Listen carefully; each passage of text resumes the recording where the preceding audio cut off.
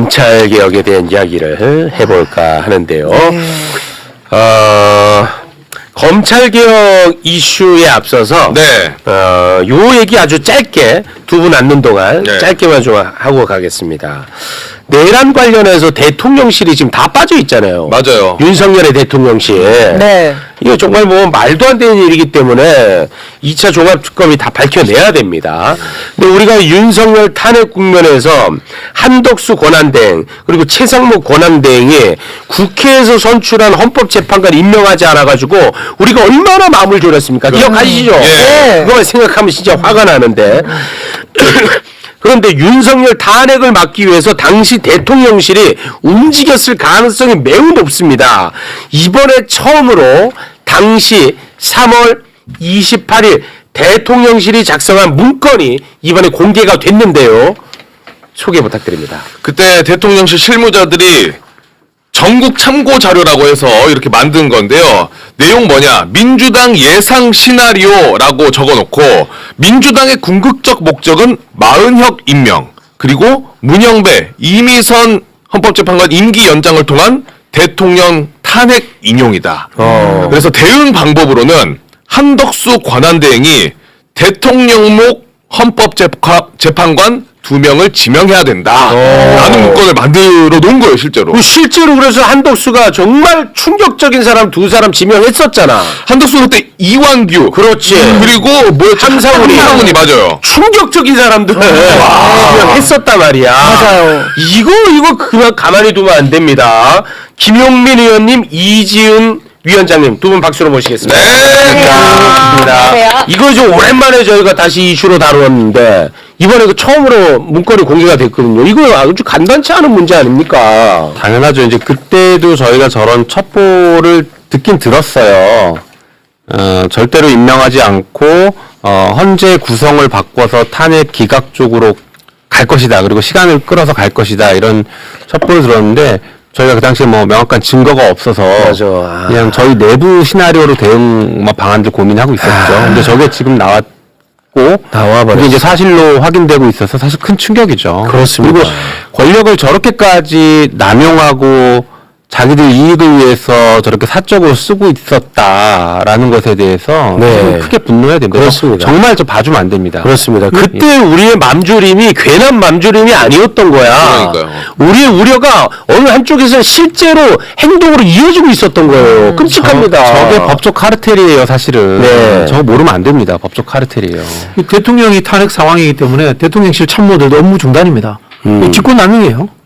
수사받아야 될 대상입니다, 전부 다. 수사받아야 됩니다. 네네. 아니 그리고 저기에서 뭐 얘기하는 거 보니까 누가 시키거나 한 건 아니고 행정관이 알아서 뭐 자체적으로 했다 뭐 이런 얘기를 하던데 그 말도 안 되는 얘기죠. 안 되죠. 왜냐면 공무원이 시키지 않은데 일을 하는 경우가 별로 없습니다. 네. 그리고 특히 저 때는 대통령이 그 직무가 정지된 상황이었고 곧 탄핵이 된 상황이었는데 거기에서 스스로 뭔가 한다는 거는 저는 믿을 수가 없는 얘기고 분명히 누군가의 지시가 있었을 것이고 윤석열과의 교감도 있었을 것이고 네. 또 여당과의 교감도 있었을 것이다. 당시 이렇게 생각을 여당. 네, 네. 당시 여당과의 교감도 있었을 것이다. 그리고 만약에 계엄 정당성 확보를 위해서 이렇게 여당이 조직적으로 움직였다면 이건 위헌정당 해산에 있어서도 아주 중요한 문제거든요. 네. 왜냐하면 통진당 해산과 관련해서도 전 이석기 의원이 말을 한 것과 이것이 그러면 이 통진당의 언행으로 어떻게 귀속이 되느냐라는 것을 봤을 때 전 이석기 의원이 한 얘기를 그 이후에 당에서 이거를 옹호하고 또 확대하고 강화하고 한다면 이거는 이석기 의원만의 문제가 아니라 전 당의 문제다라고 이제 헌법재판소에서 그 결론을 내린 거거든요. 마찬가지로 윤석열만 위헌을 한 것이 아니라 이 위헌적 행동을 정당에서 조직적으로 옹호를 했다며 그거는 결국 이 정당도 위헌적인 행동을 한 거기 때문에 네. 위헌정당 해산과도 이어지는 내용이다. 네. 라고 봐야 됩니다. 제가 계속 이야기 말씀드리는데요. 노상원이 그 쿠데타의 총괄 기획자라는 것은 그 진짜 지나간 개가 웃을 일이에요. 실제로 국무위원들에게 나눠준 문서를 만든 사람 찾아야 돼요. 그렇습니다. 그거 못 찾으면은 아직도 못 이 찾았어요. 내란의 기획자를 못 찾아내는 네. 거예요. 못 찾았어. 아직도. 그거는 분명히 저는 그 청와대 안에 있었다고 봅니다. 대통령실 네. 안에 있었다고 봅니다. 그렇습니다. 자, 2차 특검이 꼭 밝혀주길 바라겠습니다. 네. 네. 자, 그러면 아주 예민한 이슈 검찰개혁에 대한 이야기를 지금부터 나눠보도록 하겠습니다. 중수청법 공소청법의 정부 입법안을 두고 비판의 목소리가 지금 커지고 있는 상황입니다. 수사와 기소를 분리하자는 것이 검찰개혁의 핵심인데 정부의 입법안을 봤더니 공소청은 기존의 검찰청과 거의 흡사하고 그리고 중수청의 상위기관으로 두고 중수청은 또 수사의 범위가 너무 넓혀놨더라. 요런 이제 문제제기의 목소리가 있는 겁니다. 관련해서 민주당원단체 기자회견이 있었는데요. 그 장면을 짧게 영상으로 보고 오겠습니다. 7개의 더불어민주당 당원단체는 검사들로 구성된 검찰개혁 TF가 만든 검찰안을 폐기할 것을 강력히 촉구합니다. 검찰의 오랜 염원이었던 대검 중수청이 구현되는 법안이며 현 수사권보다도 광범위한 보안 수사권을 검찰에 주는 법안이라는 것입니다. 대통령이 바뀌면 검찰의 수사권이 부활되는 현재의 정부 법안은 매우 위험한 법안입니다. 민주당 지도부에 간곡히 요청드립니다. 지금 법사위에서 법안 심사하고 있는 2차 정부 수정안은 정부안이 아니라 사실상 검찰안입니다. 정부에서 낸 안이라고 무비판적으로 수용하지 말아 주십시오. 국민 주권으로 명령하건대 검찰과 야합했다고 판단할 수밖에 없는 유덕이 검찰개혁 정부안은 지금 당장 철폐하라. 네. 자, 그리고 정청래 민주당 대표의 기자회견이 있었는데, 기자회견에서 검찰개혁 관련한 질문을 받고 답을 한 장면이 있습니다. 그 장면도 잠깐 영상으로 보고 오겠습니다. 이 검찰개혁 관련한 당 안팎의 반발 어떻게 보시나요? 세상에 완전 무결한 완벽한 것은 없다고 생각합니다. 그리고 어제, 오늘, 내일 전 시간에 걸쳐서 항상 옳았던 것은 또 없습니다. 그래서 혹시 미진한 부분이 지금 정부적 입법이 발견된다면 당연히 그것은 입법권은 당에 있기 때문에 저는 조율이 가능하다라고 생각하고요. 저는 이 검찰개혁에 대해서는 이재명 정부와 민주당의 깃발이고 상징과도 같은 것입니다. 그래서 이 부분에 대해서 당원과 국민 여러분들께서 걱정하고 있는 것도 잘 알고 있습니다. 그래서 이 부분은 요란하지 않게 물밑에서 잘 조율해서 잘 될 것이라고 생각합니다.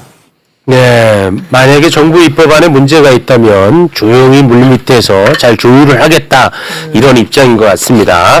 이런 와중에 이재명 대통령이 SNS에 검찰개혁에 대한 생각을 남겼는데요. 이게 굉장히 길어요. 네. 그래서 일부만 좀 추려봤거든요. 그것도 좀 길긴 길어요. 합니다만 이거는 좀 다 소개해 주시기 바랍니다. 개혁은 외과 시술적 교정이 유용할 때가 많습니다. 공직사회에 문제가 많다지만 구성원 모두의 문제는 아닙니다. 시민운동 과정에서 부동산 비리 기득권과 부딪히면서 시작된 부패 검찰의 수사, 기소권 남용으로 오랫동안 기소와 구속영장 청구가 반복되었지만 양심적 법관들의 정의로운 판결 덕에 제가 지금껏 살아남아 대통령 직무까지 수행하고 있습니다. 사법부정은 법원 전체가 아니라 일부의 문제임을 알 수 있습니다.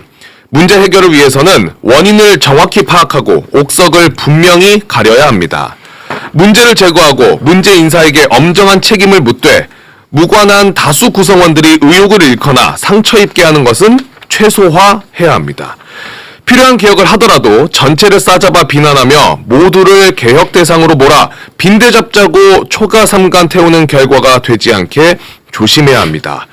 검찰개혁이든 노동 경제개혁이든 언론개혁이든 법원개혁이든 그 무슨 개혁이든 그래야 한다는 게 제 생각입니다. 아무리 어려운 개혁이라도 결코 포기하지 않되 개혁으로 인한 상처와 갈등을 최소화하기 위해서는 조심 또 조심해야겠죠.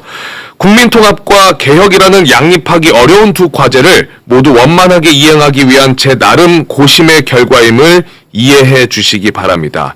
개혁은 혁명보다 어렵다고 합니다. 지난하고 번거롭고 복잡하다고 혁명을 할 수는 없습니다. 더디고 힘들더라도 시간이 걸리고 조금 맞득지 않더라도 서로 믿고 격려하며 든든하게 함께 가주시면 고맙겠습니다. 네. 이 글을 읽고 해석은 뭐 다 각자의 몫이겠죠. 네. 또 각자 뭐 다 다르게 해석할 수가 있을 것 같긴 합니다. 저도 이 SNS 글을 보고 솔직히 제가 말씀드리면 이 사이다 맛이 아니라서 조금 개인적으로는 아쉬움이 컸어요. 네. 그래서 또 읽고 또 읽고 계속해서 반복적으로 제가 읽었는데 어찌됐든 저는 신뢰하는 정부 아니겠습니까? 네. 예, 그래서 내가 대통령이 한번 돼보고 또 다시 한번 곱씹어서 읽어봤는데 대통령의 무거운 자리에서 어떤 고심의 흔적이지 않을까. 뭐 개인적으로 뭐 잘 지금 정리는 안 되는데 나름 그렇게 지금 정리를 하고 있습니다. 저는. 네. 그런데 제가 조금 이해하기 어려운 대목은 하나가 있어서 요거까지만 제가 정리하고 이제 발언권을 드리도록 하겠습니다. 지금 그 특정 분야에 대해서 행정부 소속 공무원에게 사법 경찰권을 부여한 것이 이제 특별사법경찰 특사경이라는 게 있어요. 네. 네. 이거 굉장히 그 전문적인 수사니까 행정공무원한테 수사할 수 있는 권한을 준 거예요. 네. 그런데 그 특사경은 검찰의 지휘를 받게 돼 있어요. 그래서 이거에 대해서 이재명 대통령이 이게 말이 되냐. 이게 문제가 굉장히 심각하다. 이 바로잡아라.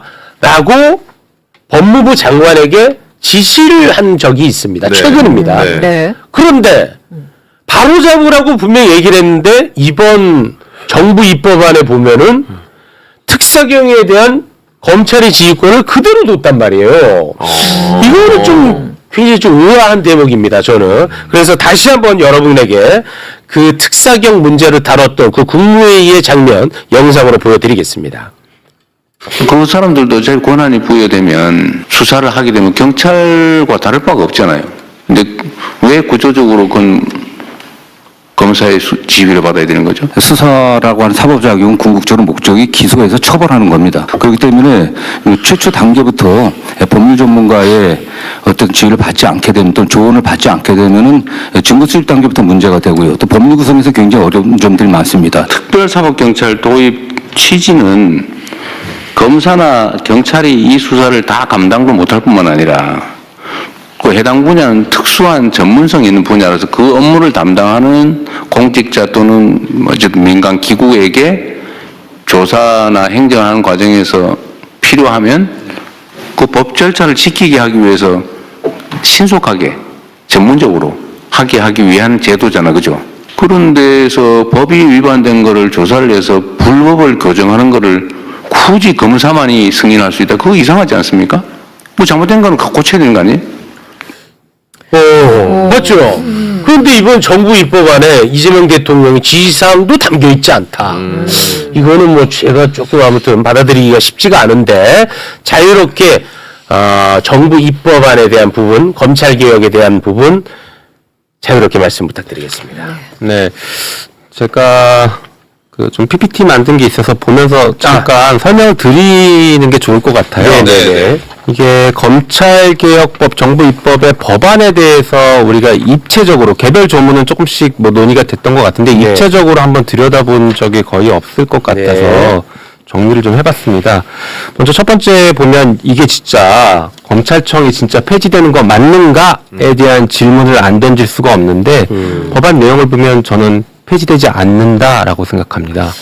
제가 얼마 전에 아주 충격적인 얘기를 들었는데요. 정부의 검찰개혁 TF 단장과 부단장과 정부가 국회에 보고를 하러 왔어요. 공소청법 2차 이제 입법 예고하기 전에.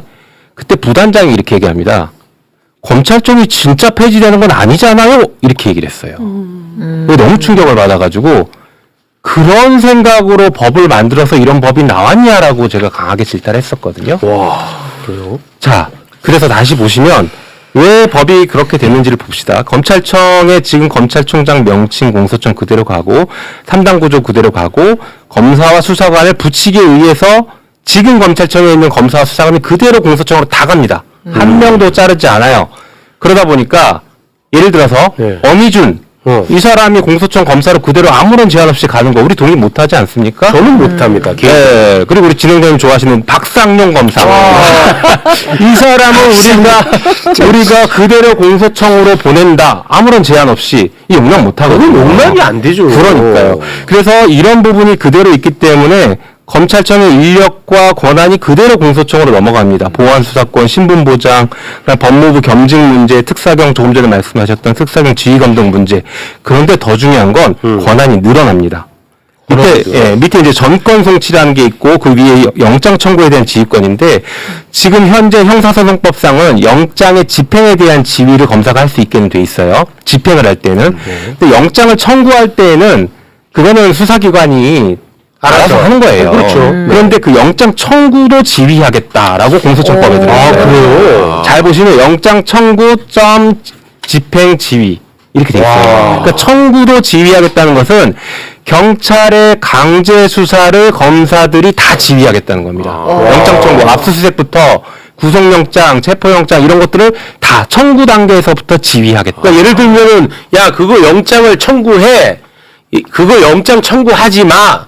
이런 것을 다 가능케 했다는 거예요? 그렇죠. 그걸 지휘하겠다고 지금 법에 넣어놨죠. 그러니까 경찰이 근데 저희가 봤을 때는 이거는 영장까지는 칠 필요 없을 것 같습니다라고 해도 아니야 그건 영장 청구해 하면은 해야 된다는 거죠. 그렇죠. 지휘하도록 돼 있으니까. 그래요? 그리고 말씀드린 것처럼 사건에 대한 전권 송치 이건 조금 이따 더 말씀드리고요. 네. 다음 페이지 보시면 그러다 보니까 현재 검찰보다 더 강력한 공소청이 나오는 거예요.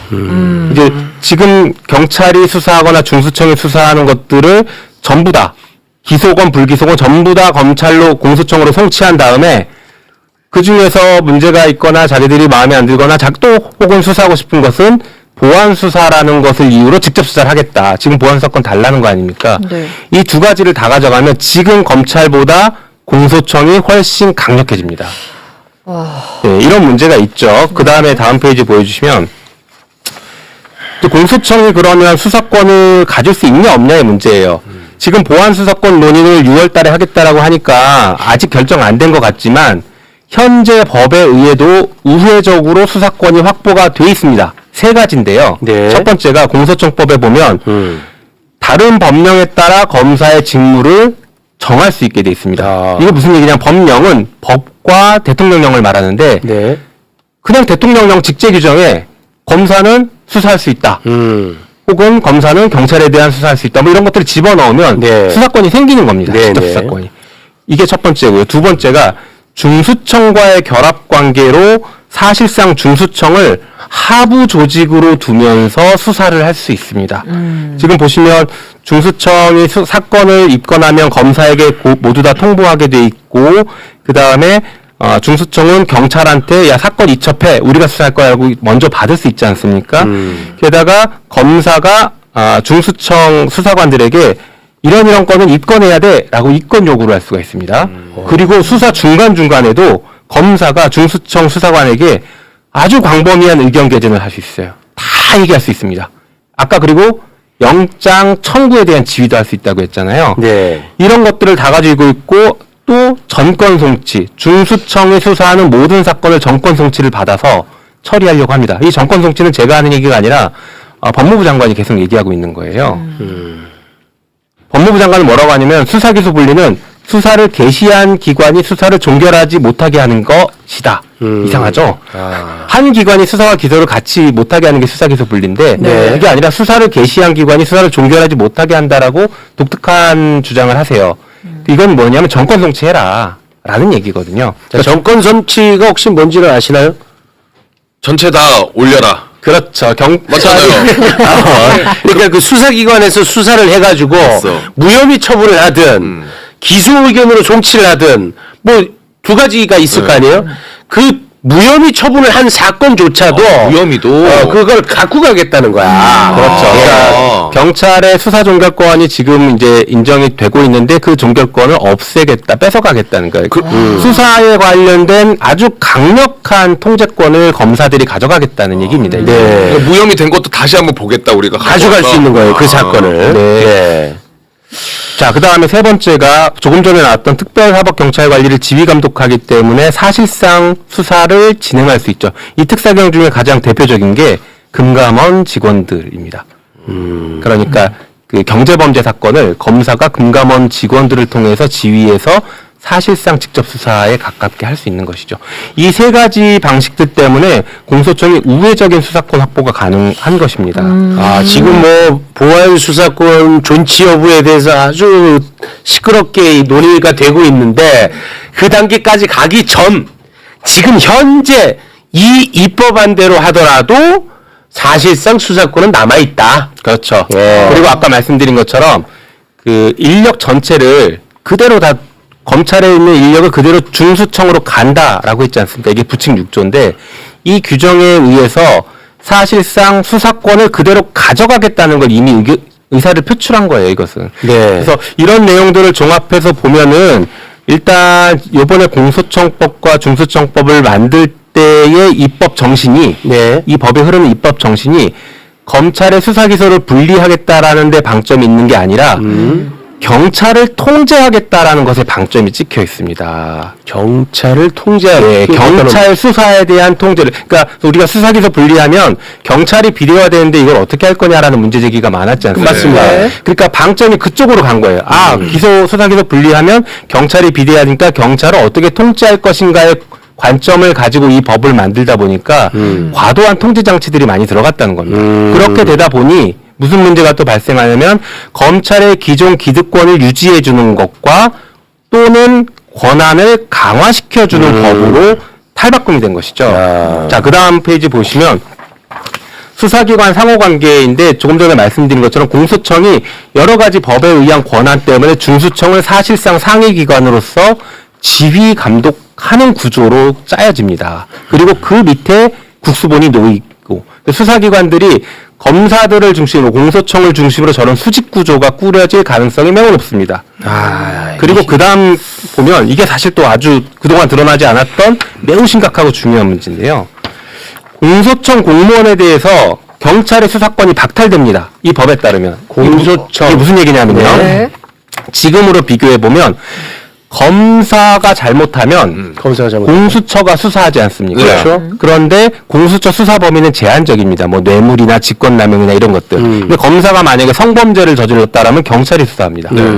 그러니까 검사가 잘못한 것에 대해서는 공수처도 수사할 수 있지만 경찰이 더 많은 범죄를 수사할 수 있어요. 그렇죠. 그리고 검찰청 직원들에 대한 모든 범죄는 경찰이 수사합니다. 네. 자, 그러면 경찰이 지금은 검찰에 대한 상당 부분의 수사를 차지하고 있어요. 그런데 지금 중수청법을 보면 어떻게 돼 있냐면 중대범죄에 우리가 알고 있는 6가지가 있고 그 밑에 2호에 중대범죄 등이라는 개념을 도입합니다. 거기에 보면 감옥에 이릅니다. 공소청 소속 공무원이 재직 중에 저지른 범죄. 다시 말해서 지금 검찰 얘기하면 검찰청 직원이 저지른, 검사 포함한 검사와 검찰청 직원이 저지른 모든 범죄를 중수청에서 중대범죄라고 인정을 하고 이 사건에 대해서는 중수청에 우선 수사권을 줍니다. 아까 이첩 통제권 있잖아요. 게다가 또 무슨 일이 있습니까? 중수청은 수사를 입건하면 검사한테 즉시 통보해야 됩니다. 그러니 검사와 검찰 직원들에 대한 수사를 입건하는 순간 통보해야 되고요. 그다음에 경찰이 갖고 있는 거 다 이첩해서 중수청에 가져오게 해서 아까 말씀드린 광범위한 수사 지휘권을 갖고 있지 않습니까? 그걸로 다 뭉개버릴 수 있다는 것이죠. 그러니까 견제가 안 되는 거예요. 검찰에 대한 수사는 검찰과 가장 이해관계가 적은 곳에서 수사해야 완전히 그냥 다 털 수 있지 않겠습니까? 근데 중수청은 사실상 공소청 하위 기관처럼 만들어 놓고 여기에서만 공소청 검사를 수사하게 하니 이게 제대로 수사가 되겠냐? 그렇죠. 합리적 의심이네. 그렇죠. 그동안에는 경찰이 할 수 있게 했는데 경찰의 수사권을 박탈시켰다는 게 문제입니다. 그럼 문제는? 문제죠. 그래서 우선 수사권을 주지 말자라고 그렇게 저희가 주장을 했던 겁니다. 어쨌든 그 다음 마지막 페이지인데 한번 볼까요? 지금 검사가 법무부를 장악하고 있습니다. 잘 아시는 것처럼 문재인 정부 때 탈검차라, 법무부 탈검차라 그렇게 했었는데 그게 잘 안 됐죠. 그게 지금 검찰청법 51조 때문입니다. 검사가 법무부 직원을 겸임할 수 있도록 한 조항인데 이게 공소청법에도 그대로 들어가 있어요. 이게 무슨 문제가 생기냐면 검찰청은 법무부의 외청이고 감독을 받아야 되는 지휘 감독을 받아야 되는 기구인데 법무부의 주요 간부를 다 검사가 하고 있습니다. 맞아. 그러니까 거꾸로 법무부는 검찰의 외청이다. 이런 얘기가 우스갯소리가 나올 정도로 주객이 전도된 거죠. 네네네. 실제로 검찰청의 인사와 예산을 담당하는 데가 법무부 기조실과 법무부 검찰국인데 실장 국장이 다 검사예요. 현직 검사. 그러니까 현재도 검찰의 예산과 인사를 검사들이 다 하고 있다라고 평가할 수 있어서 이거를 탈검찰해야 된다고 그렇게 주장을 해왔거든요. 네. 이게 그대로 들어가 있습니다. 더 심각한 거는 행안부도 검사들이 장악할 수 있는 길을 열어놨어요. 그 밑에인데요. 중수청법 37조에 보면 중수청 수사관도 행안부 직원 겸임 가능하다는 걸 또 넣어놨습니다. 그런데 우리가 지금 바람직한 모습으로 계속 그려왔던 게 검찰청에 있는 검사가 중수청 수사관으로 가서 수사 역량을 잘 유지해서 빨리 안착시켜라라는 것들 우리가 계속 주장해왔지 않습니까? 그건 지금도 유효한 얘기긴 한데 이 길을 열어놓으면 중수청으로 간 검사들이 행안부로 가서 행안부를 장악하는 시도를 하는 길이 법률상 길이 열려버리는 겁니다. 그래서 법무부, 행안부, 중수청, 공소청 이 4개의 기관이 인적으로는 검사들로 된 단일한 조직으로 장악될 가능성이 열리는 겁니다. 매우 심각한 문제들인 것이죠. 근데 이런 것들이 입체적으로 잘 그동안 논의가 안 돼서 좀 지적을 할 수밖에 없습니다. 좀 더 어지러워지네. 근데 이 위험성은 옛날부터 지적됐던 거잖아요. 결국은 보면은 이게 우리 헌법에 있는 기소 독점이 있으니까 검사가 네. 어딜 가든지 간에 검사들이 결국은 수사의 최종 권한을 갖고 있으니까 모든 걸 장악하게 된다 이건데 저는 이런 것 같아요. 헌법에 검사가 기소권을 가진다는 게 검사가 과연 기관인가? 아니면 기소권이라는 기능을 뭐 행사하는 개인인가라는 것에 대해서 해석의 여지가 있다고 봐요. 근데 이게 기관이라고 해보면 그게 검찰청이 되든 공소청이 되든 이 사람들이 모든 것에 가지를 뻗어가지고 독점해버려놓고 권력을 그 하나의 네트워크형 해가지고 독점하는 기관이 되는데 이게 기관이 아니고 개인이고 변호사 같은 자격이고 권한이라면은 완전 분산될 수 있잖아요. 그죠? 네. 그런 생각을 우리가 검찰 개혁하면서 안 해봤던 것 같아요. 아니요, 그거는 이제 준사법기관성인데 제가 이제 어려워서 오늘 일부러 좀 뺐는데요. 그러니까 준사법기관이라는 건 사법기관에 준한다는 것이고 그건 무슨 얘기냐면 법원처럼 판사 한 명이 각각 독립해서 개별기관으로 독립해서 판단한다는 의미예요. 그래서 이 판사에게 누군가 상급자가 야 판결 이렇게 해라고 하면 직권남용. 지금 양승태가 재판받고 있는 게 그거거든요. 재판에 개입했다. 네네. 그러면 검사들은 맨날 준사법기관이라고 해요. 그렇죠. 자기들에게. 그런데 전국 단위로 검찰총장을 정점으로 해서 강력한 지휘체계를 갖고 있습니다. 그러니까 준사법기관이 아닌 거예요. 지금 그렇죠, 법상으로도. 그렇죠. 그런데 준사법기관이라고 얘기하면서 지위는 받고 준사법기관이라고 얘기하면서 징계나 보수, 정원 이런 것은 강력한 보호를 받습니다. 그러니까 이 공소청 법에도 그게 모순된 개념들이 같이 들어가 있어요. 이 문제 있습니다, 이분도. 네. 제가 좀 들어가도 될까요? 그러면은 네. 이렇게 좀 하겠습니다. 우리 김용민 강성 의원님과는 여기서 이제 강성이 아니라 원칙주의자. 원칙주의자. 계셔야 돼요? 계셔야 돼? 왜냐하면 또 이제 다음 뭐 학자님이 또 기다리고 계셔가지고 그러면 뭐 여기서 빨리 정리하고 우리 교수님 괜찮으시면 조금만 시간 더 주실 수 있을까요? 조금 더 해도 될까요? 같이 교수님. 그럼 제가 잠깐 나가 있을까요? 딱 잠깐만 좀 하겠습니다. 네. 예. 저도 이제 PPT를 준비를 했는데요. 네. 네. 네, 뭐 어떤 거부터? 표입니다. 방금 말씀하신 거를 조금 정리했다고 볼 수가 있는데 네. 제가 이제 김용민 의원님에 대한 좀 변명일 수도 있는데 강성이다 이런 말씀을 하시잖아요. 네. 우리는 원칙주의자다라고 얘기를 하는데 네. 저기 표에서 보시면 아시다시피 모든 안이 다 나머지 분들은 생각이 다 비슷합니다. 김용민 의원안이 작년에 나온 거죠. 근데 이제 21대 때도 발의를 했었고 22대 때도 발의를 하셨고요. 민주당 검찰개혁 특위안도 입장이 거의 똑같습니다. 근데 저 특위안이 작년에 나왔습니다마는 저기에 참여하신 분들은 2005년부터 한 20년간 계속 검찰개혁을 이제 고민하고 계속해서 법안을 만들어 오셨던 분들이고요. 네. 조국혁신당 수정 대안도 비슷하고 민변이나 참여연대 등에서 낸 안도 거의 비슷합니다. 네네. 근데 이제 총리실 산하의 범정부 TF에서 나온 안들이 이제 조금 그것과는 결이 다른 저렇게 보면 X자가 쫙 나와 있는데요. 일단 위에서부터 보시면 보안수사권 폐지와 관련해서는 나머지는 다 폐지해야 된다라고 했는데 이제 범정부 TF에서는 아직 저 얘기를 안 하고 있죠. 그러면서 뭐 여론조사를 하면서 보안수사권이 필요한 거 아니냐 이러면서 유도 설문을 좀 하고 막 부족하니까 어떻게 해야 되냐 막 이제 이런 유도 설문을 좀 하고 있는데 그런 상황이고 고등공소청도 마찬가지입니다. 모든 행정기관은 두 단계로 되어 있습니다. 경찰청, 지방경찰청, 노동청, 그다음에 뭐 서울 서부 노동청 이런 식으로 두 단계로 다 되어 있는데 검찰청만 유일하게 세 단계였습니다. 왜냐하면 자신들은 준사법기관이기 때문에 대법원, 고등법원, 지방법원에 맞춰서 그래요. 대검찰청, 고등검찰청, 그다음에 지방검찰청 하겠다 쭉 하다가 공소청으로 바뀌었는데도 이번에도 대공소청, 고등공소 이렇게 가겠다는 겁니다. 그래서 나머지는 다 어떻게 주장했냐면 너네 행정기관이니까 고등공소청 없애야 된다 이렇게 했는데 이번에 이제 정부 안에선 저게 그대로 들어가 있는 거고요. 그렇더라고요. 네. 검사 신분 보장 폐지 저것도 보통 이제 징계를 할 때 공무원들은 다 일반 공무원 징계령에 따라서 징계를 합니다. 네. 그런데 검사만 검사 징계법이라는 게 따로 있어가지고 그 징계에 의해서는 파면을 못하게 돼 있거든요. 네. 그래서 1차 법안에서는 그걸 똑같이 이제 그 검사 징계법을 그대로 놔두겠다라고 했었어요. 그런데 2차에서는 요거는 그대로 놔두더라도 징계에 의해서 파면은 가능하도록 법에다가 이제 반영은 했더라고요. 조금 개선은 됐습니다. 근데 왜 세모예요? 세모인 게 검사 징계법을 폐지는 안 시키되 그 안에다가 징계를 통해서도 파면을 시킬 수 있게 조항을 하나 넣어놨습니다. 그래서 완전한 개혁은 아니고 조금 이제 약간의 개선을 했다. 살짝만 바꿨다.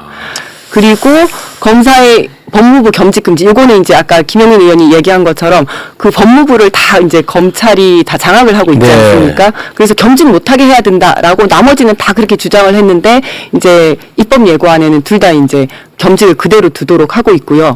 공소총장이라는 명칭을 쓸 것인가. 근데 나머지는 당연히 공소청의 장이니까 공소청장. 경찰청의 장은 경찰청장. 기관의 장이니까. 그런데 그거 안 된다. 검찰총장이란 말을 그대로 쓰겠다. 공소청장이란 말을 안 쓰고 있는 거고요. 특사경 지휘권 폐지는 아까 말씀하신 대로 대통령이 말씀하셨는데도 불구하고 계속해서 근데 이제 저기서 많은 부분이 이제 당대표도 좀 이제 바꿔야 된다라고 인지를 하고 있고 지금 그야말로 정말 물밑에서 좀 조율을 많이 하고 있는 상황입니다. 예. 제가 좀 궁금한 게 있는데 어떠한 한 개혁을 할 때 그 개혁의 대상의 눈치를 보는 경우가 있는지 좀 다른 거는 별로 나는 없는 것 같은데 검찰만큼은 항상 잘 달래서 가야 된다. 이런 얘기를 아주 현명한 분들도 굉장히 자연스럽게 하더라고요. 그럼 왜 그런 거죠? 뭐 저는 기본적으로 그럴 필요는 없다라고 생각은 하는데 그런데 뭐 대통령께서도 말씀하셨고 그렇게 말씀하시는 분들은 또 충분히 이해가 됩니다. 왜냐하면 이게 검찰개혁이라는 게 국가 사법 시스템 전반에 영향을 미치는 중대하고 거대한 개혁이기 때문에 설계를 잘못해서 범죄의 피해자를 우리가 제대로 구하지 못하면 그것도 안 되지 않느냐라는 얘기를 하시면 아주 중요합니다. 그런 의미에서 신중하게 가자라고 말씀하시는 거고 그래서 현재 그 현장에 있는 사람들의 목소리를 최대한 들어야 된다라는 취지로는 저는 이해는 하고 있습니다. 다만 그 목소리 사실 굉장히 오래 들었고 이제 결단의 시간이고 결단을 할 때에는 그들의 목소리보다는 개혁을 출발할 때에 어떤 생각을 가지고 출발했는지 이런 것들을 더 우선해야 되는 거 아닌가라고 저는 개인적으로 생각합니다. 제가 우리 김용민 의원님이 지난주였나요? 매부시에 나와서 한 발언을 제가 요즘 자주 인용을 하고 있습니다. 우리 의원님이 그런 얘기를 했었죠. 나를 어떤 사람의 기준을 삼고 검찰개혁 나의 법안이나 이런 행동을 보면 너무나 일관성 없는 사람처럼 보일 텐데 나의 개혁의 방향을 놓고 보면 굉장히 일관적일 것이다. 와, 저는 그거 아주 좋은 표현이었다고 봅니다. 일관성이 있습니다. 자꾸 저를 개파로 가두려고 하셔가지고 그게 아니라 개혁으로 그냥 개혁의 관점에서 같이 고민해 주셨으면 좋겠습니다. 알겠습니다.